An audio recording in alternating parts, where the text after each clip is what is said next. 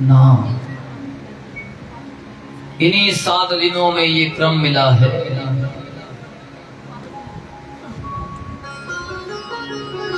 जब कंस को पता चला था, अक्रूर जी को भेजा था।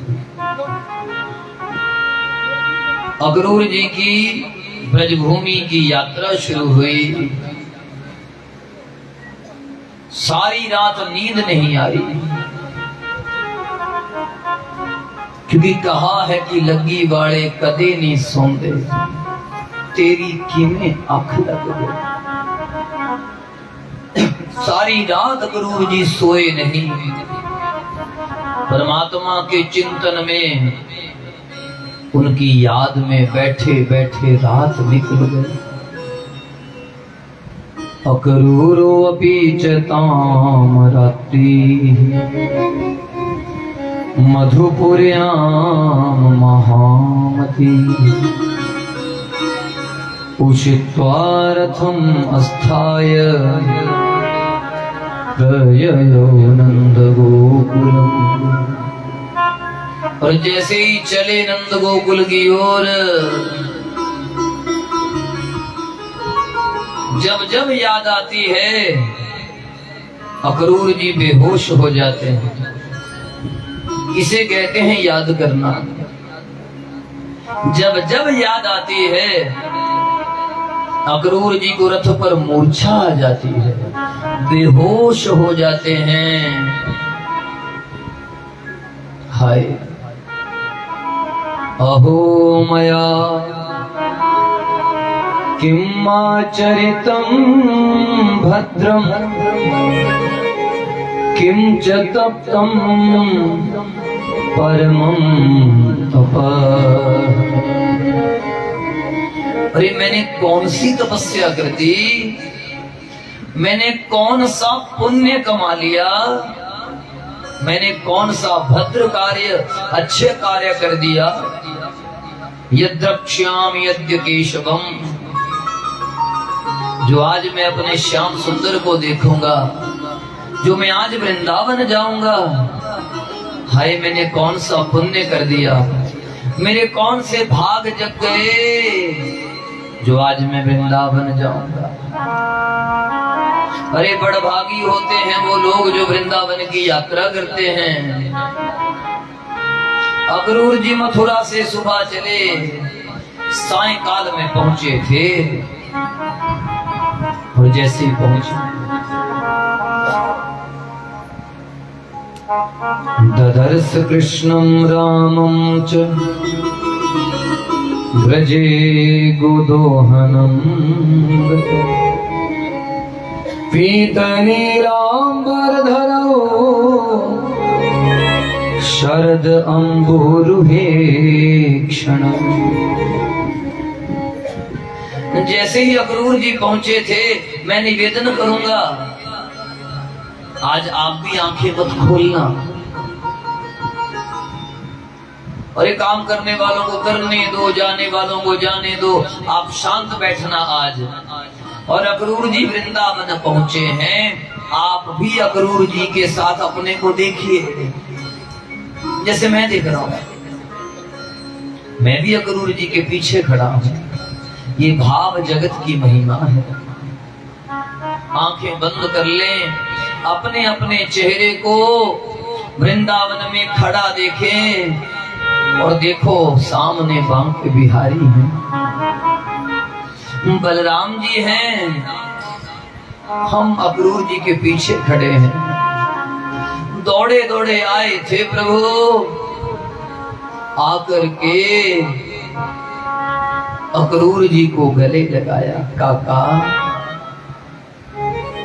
सुखदेव जी कहने लगे, हे राजा परीक्षित, सुखो उपविष्टः पर्यंके रामकृष्ण रोमानितः लेबे मनोरथान सर्वान पथियान स चकारः।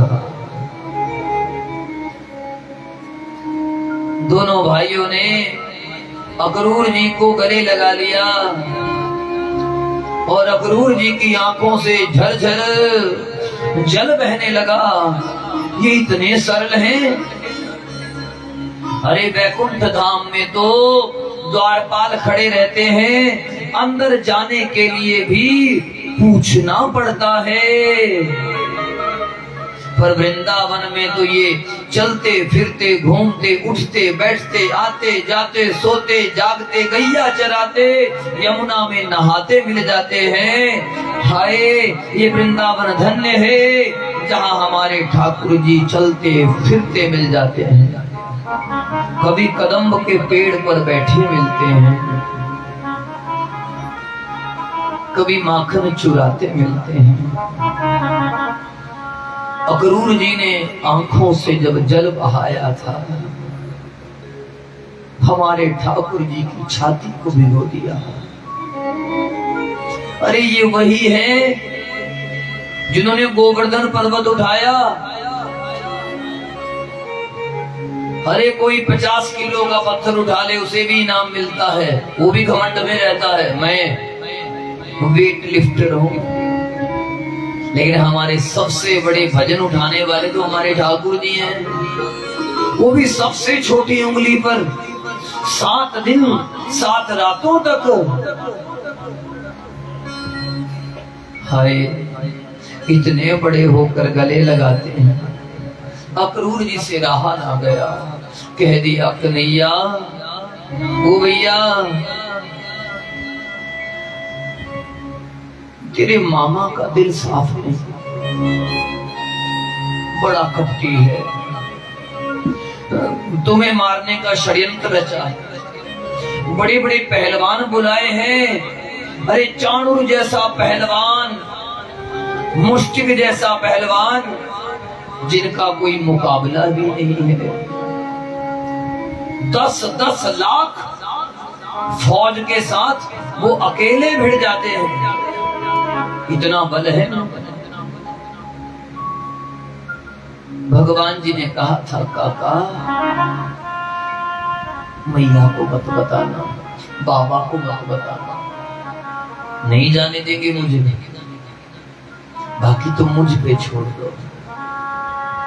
वैसे भी वृंदावन का कार्यकाल पूरा हो गया, निर्धारित समय के लिए हम यहाँ आए थे, अब हमें मथुरा लीला करनी है, फिर द्वारिका लीला करनी है, लेकिन घर में मत बताना। लेकिन माताओं से कुछ छिपा है। अरे जो यशोदा मैया अगर भगवान रात को जोर से सांस भी ले लेते हैं ना तब भी उठ जाती है, उस मां से कोई कुछ छिपा सकता है ना, असंभव है भैया। इधर वृंदावन में बात फैल गई, अरे कोई आया है, कोई आया है और कह रहा है कि मथुरा के राजा ने कन्हैया को बुलाया है।